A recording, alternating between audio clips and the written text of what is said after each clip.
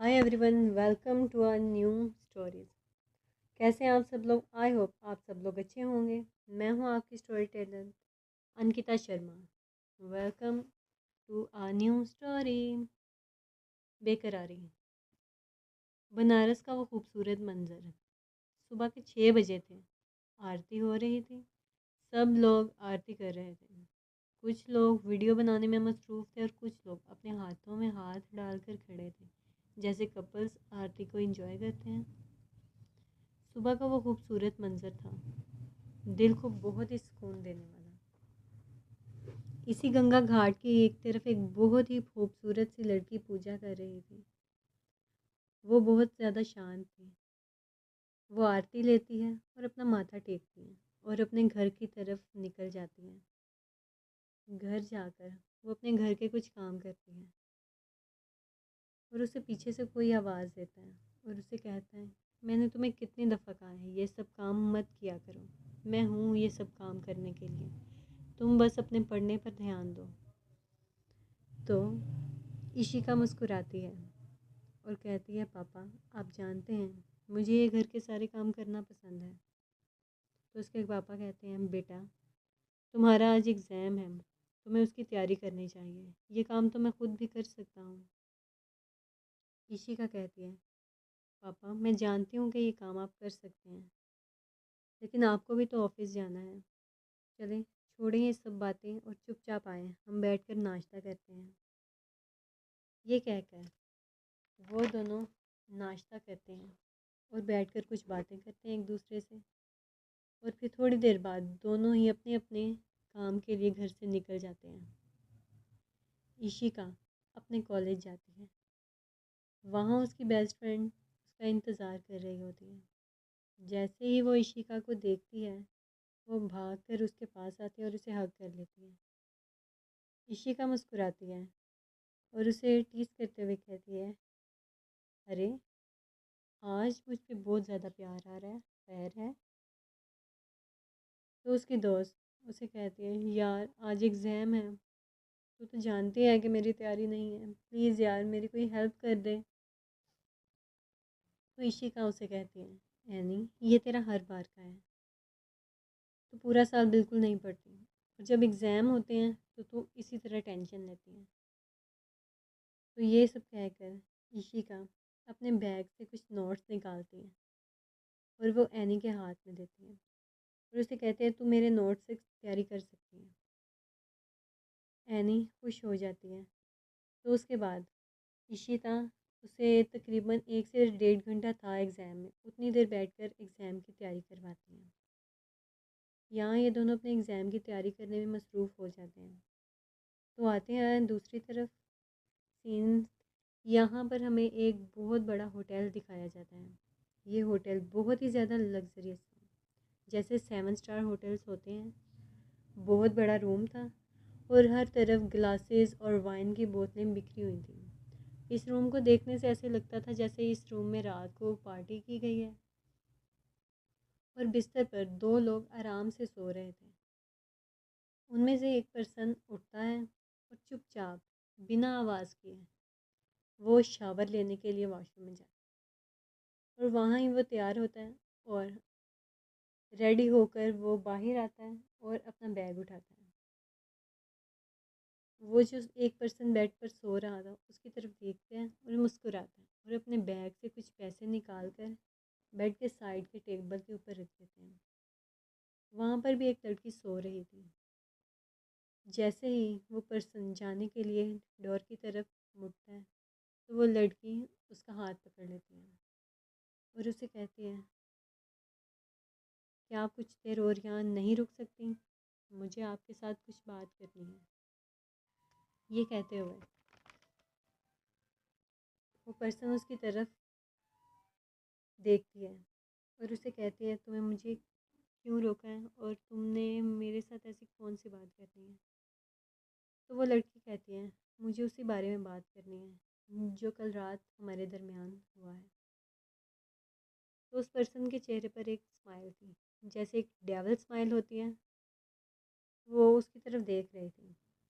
तो उसे कहती है, बोलो मैं सुन रही हूँ, तुमने क्या बात करनी है?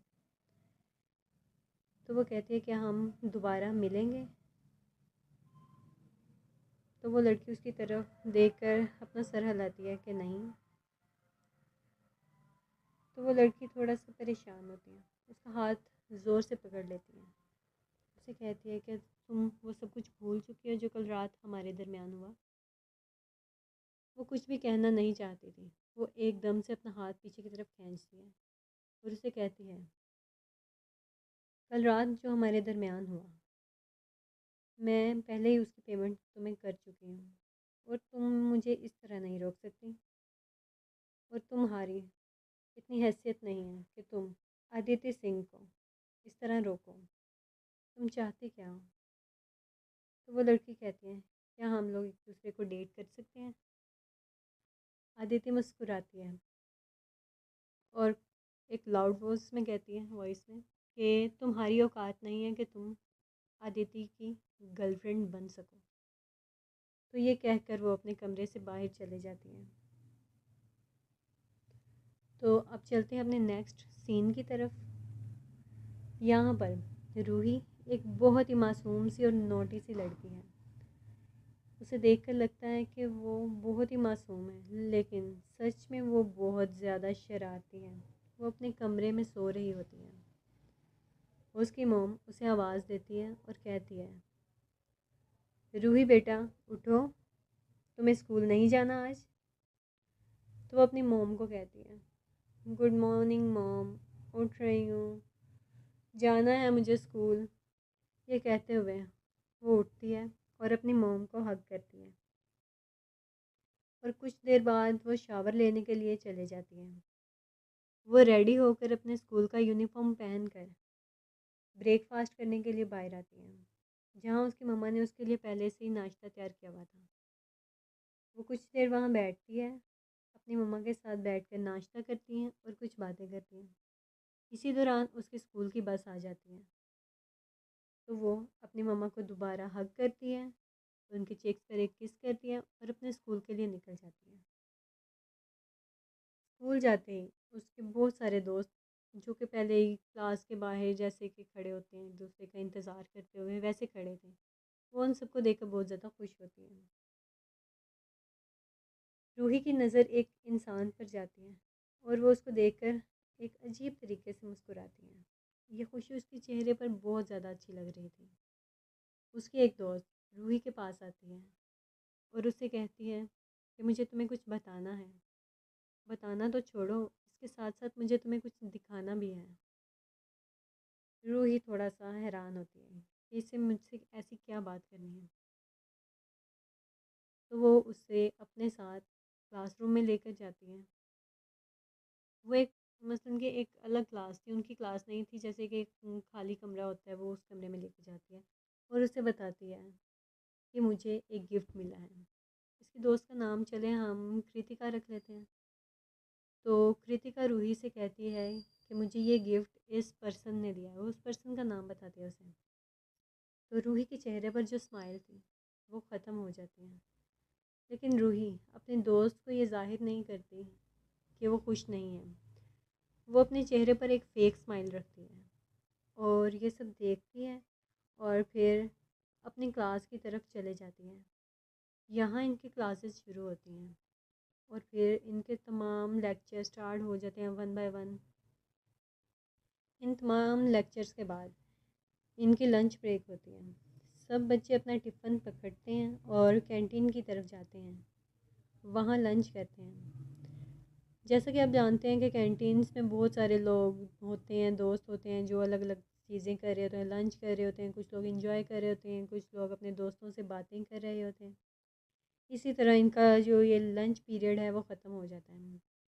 इसके बाद ये दोबारा अपनी क्लास में आते हैं। जो इनके थोड़े से लेक्चर रह गए थे, ये सब लोग वो अपने लेक्चर अटेंड करते हैं। इन लेक्चर अटेंड करने के बाद इनकी स्कूल से छुट्टी हो जाती है। रूही की स्कूल बस आ जाती है और रूही घर जाने के लिए अपनी बस में चले जाती है। रूही जैसे ही घर आती है, वो अपना बैग एक तरफ रखती है और बेड पर बैठ जाती है। वो थोड़ा सा रेस्ट करना चाहती है, लेकिन उसके सर में काफ़ी दर्द हो रहा है, इसलिए वो थोड़ी देर उठती है अपना खाना वगैरह खाती है और चेंज वगैरह करती, शावर लेती है और अपने स्टडी टेबल पर आकर बैठ जाती है। और वहाँ बैठकर वो अपने स्कूल का काम नहीं करती, वो अपने स्टडी टेबल के ड्रॉ से एक डायरी निकालती है। वो डायरी बहुत ही खूबसूरत थी, उसे उसने बहुत अच्छे तरीके से डिज़ाइन किया हुआ था। वो अपनी डायरी निकालती है और उस डायरी में कुछ लिखना शुरू कर देती है।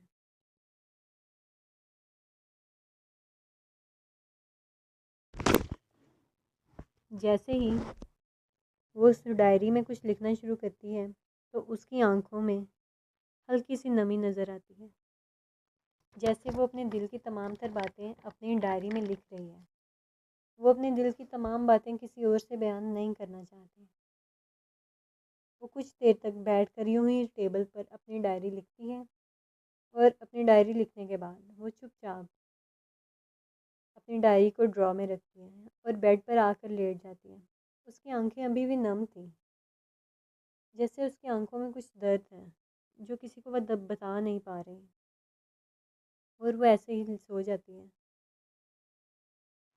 तो चलते हैं अपने नेक्स्ट सीन की तरफ। यहाँ हमें एक बहुत बड़ा स्टूडियो दिखाया जाता है और वहाँ शूटिंग चल रही थी, जैसे कि किसी जैसे स्टूडियोज़ में होता है, कोई डांस की शूटिंग होती है, कोई रिहर्सल्स होती हैं, इसी तरह वहाँ भी कोई शूटिंग चल रही थी। इस सब के दौरान सामने एक बहुत खूबसूरत लड़की डांस कर रही थी। उसके डांस मूव बहुत ही ज़्यादा अच्छे थे, बहुत ही ज़्यादा खूबसूरत थी वो लड़की। वो अपने म्यूज़िक एल्बम की शूटिंग कर रही थी और इसी के लिए वो कुछ डांस के जो मूव्स हैं वो भी दिखा रही थी, प्रैक्टिस कर रही थी शायद इनकी। और इन सब कामों को कंप्लीट करने के बाद वो अपनी वैनिटी वैन की तरफ चले जाती हैं। इस लड़की को हम नताशा का नाम देते हैं। नताशा बहुत ज़्यादा थक चुकी थी क्योंकि वो सुबह से अपने म्यूज़िक एल्बम की रिकॉर्डिंग और शूटिंग में बहुत ज़्यादा बिजी थी। वो कुछ देर अपनी वैनिटी वैन में रेस्ट करती हैं और फिर उसे एक कॉल आती है जो कि उसके मैनेजर की थी। उसका मैनेजर उसे कहता है कि मैम आपका एक इंटरव्यू है। तो नताशा उसे उस इंटरव्यू के लिए ओके करती है और उसके बाद वो एक इंटरव्यू रिकॉर्ड करवाती है और फिर वो अपने घर से चले जाती है। यानी कि वैनिटी रिकॉर्ड करवाने के बाद वो अपने घर की तरफ चले जाती है। घर जाकर वो देखती है कि उसकी मॉम उसका पहले से ही इंतज़ार कर रही थी। उन्होंने उसके लिए बहुत ही अच्छा खाना बनाया हुआ था। वो अपनी मम्मा को मिलती है, उनको हग करती है और खाना खाने के लिए उनके साथ ही बैठ जाती हैं। ये दोनों बैठकर बहुत अच्छा टाइम स्पेंड करते हैं, कुछ देर तक बातें करते हैं, खाना खाते हैं। उसके बाद नताशा अपनी मॉम से कहती है, मॉम मैं बहुत ज़्यादा थक चुकी हूँ, क्या मैं कुछ देर के लिए आराम कर सकती हूँ? तो उसकी मॉम कहती हैं, हाँ बेटा जाओ, तुम जाकर आराम करो।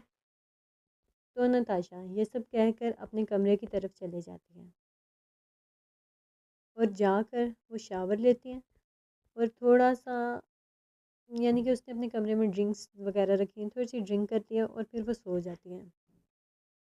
रात को उसके मैनेजर का फ़ोन आता है और वो सो रही होती है। उस की फ़ोन की जो इतनी आवाज़ थी ना, उस आवाज़ से वो उठती है और इस कॉल को अटेंड करती हैं और कहती हैं, अब ऐसा क्या काम आ गया तुम्हें जो तुमने मुझे इस टाइम पर कॉल किया? मैं बहुत ज़्यादा थक चुकी हूँ, मैं अभी सोई थी।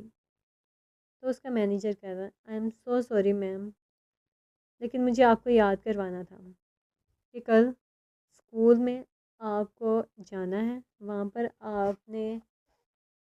आपको यानी कि एक चीफ गेस्ट के तौर पर बुलाया गया है। तो नताशा कहती है, तुमने ये सब बताने के लिए मुझे यहाँ पे इस टाइम कॉल किया? मैं जानती हूँ, मुझे याद है, बार बार मुझे बताने की ज़रूरत नहीं है। मैं तुम जानते हो ना, जब तुम मुझे एक बात बता देते हो तो वो बात मुझे याद रहती है, इसीलिए बार बार मुझे बताने की ज़रूरत नहीं है तुम्हें। अब मेरा बहुत ज़्यादा सर दर्द हो रहा है, मैं अभी सोई थी। तो उसका मैनेजर दोबारा से नताशा से माफ़ी मांगता है और नताशा अपने कॉल को कट कर देती है और उसके बाद वो दोबारा से वो सो जाती है। इसके बाद हम चलते हैं अदिति पर। अदिति वहाँ से निकलने के बाद वो सीधा अपने ऑफिस जाती हैं। यहाँ अदिति अपने फुल एटीट्यूड के साथ अपने ऑफिस में दाखिल होती हैं। ऑफिस के तमाम स्टाफ उसे देखकर थोड़ा सा खौफज़दा, जैसे कि नॉर्मली अपने बॉस को देखकर लोग डरते हैं कि ये हमें देखकर कुछ कहे ना या फायर ना कर दें हमारी इन हरकतों से, तो सब लोग अपना काम करना शुरू कर देते हैं। अदिति अपने ऑफिस रूम में चले जाती हैं और अपनी सेक्रेटरी को बुलाती हैं। उसकी सेक्रेटरी बहुत ही ज़्यादा खूबसूरत और हॉट थी, बहुत ज़्यादा हॉट, और उसने वन पीस पहना हुआ था जिसमें वो बहुत प्यारी लग रही थी। इधर उसकी सेक्रेटरी ऑफिस रूम में आती है और अदिति को अपनी अदाएं दिखाना शुरू कर देती है। ऐसा नहीं है कि वो काम नहीं कर रही थी, वो साथ साथ अदिति को उसके तमाम शेड्यूल बता भी रही थी, लेकिन वो होता है ना एक नाज नखरे और अदाओं के साथ दिखाना, वैसे ही अदिति उसकी तरफ देखती है और उसे उसे अपने पास बुलाती है। वो उसका हाथ पकड़ती हैं और उसे एकदम से अपनी तरफ पुल करती है। जैसे ही अदिति उसे अपनी तरफ पुल करती है, वो एकदम से आकर उसकी लैब पर बैठ जाती है। अदिति उसकी कमर को बहुत अच्छी तरह ग्रैब करती है और उसे अपने हाथ से प्रेस करना स्टार्ट करती है। अदिति का एक हाथ उसकी लेग पर था जो उसे बहुत अच्छी तरीके से टच कर रहा था, और उसकी सेक्रेटरी भी उसे मना नहीं कर रही थी। सेक्रेटरी से उसका तमाम शेड्यूल बताती है और कहती है, मैम आपको आज यहाँ जाना है। अदिति कहती है ओके, लेकिन अदिति उसे अभी इन चीज़ों में इंटरेस्ट नहीं था। वो उसकी नेक को ग्रैब करती हैं और उसे आहिस्ता से उसकी नेक पर बाइट देती हैं। उसकी सेक्रेटरी खुद को बहुत अच्छे से कंट्रोल कर रही थी, लेकिन अब उससे कंट्रोल नहीं हो रहा था। वो उसकी ब्लेज़र को होल्ड करती है और बहुत ही ज़्यादा हाई ब्रीथिंग लेने लगती है। अदिति अपना फेस ऊपर करती है और उसे कहती है, मुझे आज रात तुम मेरे रूम पर चाहिए। ये कहते ही वो अपनी सेक्रेटरी की तरफ अजीब नज़रों से देखती हैं और मुस्कुराती हैं। उसकी सेक्रेटरी भी उसे मना नहीं करती, वो भी उसे ओके कहती है और उसकी तरफ देखना शुरू कर देती है। यहाँ अदिति वो जानती थी कि ये उसका ऑफिस है। वो अपने सेक्रेटरी को कहती हैं, तो ठीक है जाओ तुम यहाँ से। तो ये कहकर वो उसे अपने रूम से भेज देती है, और इसके साथ ही जब वो रूम से बाहर जाने लगती है तो अदिति उसकी तरफ देख रही होती है। वो एक दफ़ा फिर कहती है, remember come to my home tonight. ये कहकर वो एक स्माइल करती है। उसकी सेक्रेटरी भी उसे ओके कहती हैं और उसके ऑफिस रूम से बाहर चले जाती हैं और जाकर वो अपना काम करना स्टार्ट कर देती हैं। तो एवरीवन, मिलते हैं अपने नेक्स्ट पार्ट में।